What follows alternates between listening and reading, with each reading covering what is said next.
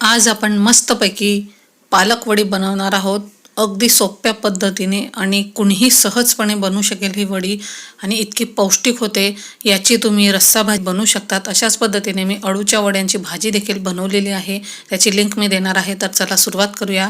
तर इथे बघा मी पालक अशा पद्धतीने निवडून स्वच्छ धुवून घेतली. त्यानंतर बारीक चिरून घेतले. अगदीच बारीकही करायची नाही.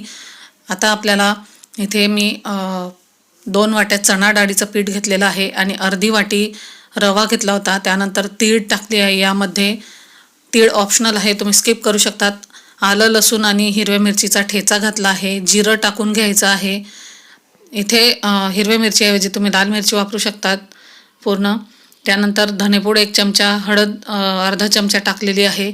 त्यानंतर लाल तिखट देखील मी थोडं अर्धा चमचा टाकून घेतलेलं आहे. तुम्ही पूर्ण लाल तिखट किंवा पूर्ण हिरवी मिरची टाकू शकतात.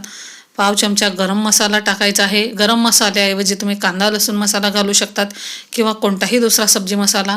त्यानंतर चवीनुसार मीठ टाकायचं आहे. आणि त्यानंतर बघा हे सर्व टाकून झाल्यानंतर यामध्ये आपल्याला हे चिंच आणि गुळाचं मी पाणी केलं आहे. हे देखील ऑप्शनल आहे, पण यामुळे खूप छान चव येते.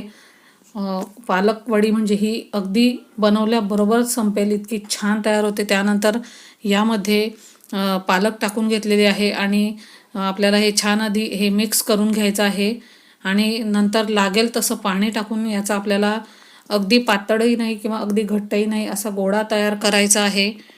त्यामुळे बघा काय होतं, चण्याच्या डाळीच्या जे पीठ असतं त्याला पाणी कमी लागतं. त्यामुळे पाणी हे थोडं थोडंच टाकायचं आहे. इथं बघा आपला गोळा तयार झालेला आहे. त्यानंतर आता आपल्याला हे एक चाळणी घ्यायची आहे. त्याला छान तेल लावून घ्यायचं आहे सर्वीकडे. त्यानंतर याचे छोटे छोटे गोळे करायचे आहेत. गोळे देखील तुमच्या आवडीनुसार करू शकतात, छोटे मोठे, पण खूप मोठे देखील हे चांगले वाटत नाही. तर अशा पद्धतीने मी छोटे छोटे हे गोळे तयार करून घेणार आहे. संपूर्ण करून आपल्याला ह्या चाळणीत ठेवायचं आहे. खूप जवळजवळ देखील ठेवू नका, कारण हे फुलतात वड्यानंतर. तुम्ही अशा पद्धतीच्या वड्या बनवून भाजी याची पातळ भाजी बनवू शकतात. सेम याच पद्धतीने मी अळू वडे बनवलेले आहेत. फक्त पालकऐवजी अळूचे पानं बारीक चिरून घातलेली होती मी. तर आता बघा इकडे कढईमध्ये मी पाणी तापायला ठेवलं होतं. त्यामध्ये चिंच टाकून घेतली आहे किंवा तुम्ही लिंबाची फोड टाकू शकता, म्हणजे कढई काळी होत नाही. त्यानंतर आपल्याला हे ठेवून 15 मिनटं वाफवायचं आहे. तर इथे मी 15 मिनटं वाफवून घेतलेलं आहे. आपण चेक करूयात. वडी हाताला अशी कडक लागली म्हणजे समजायचं, म्हणजे चिकटली नाही म्हणजे समजायचं आपली वडी तयार झाली आहे. तर इथे वडी तयार झालेली आहे. मी गॅसची फ्लेम बंद करून याला थंड करून घेणार आहे आणि तयार आहे आपली मस्तपैकी ही वडी. तर नक्की बनवून बघा. धन्यवाद.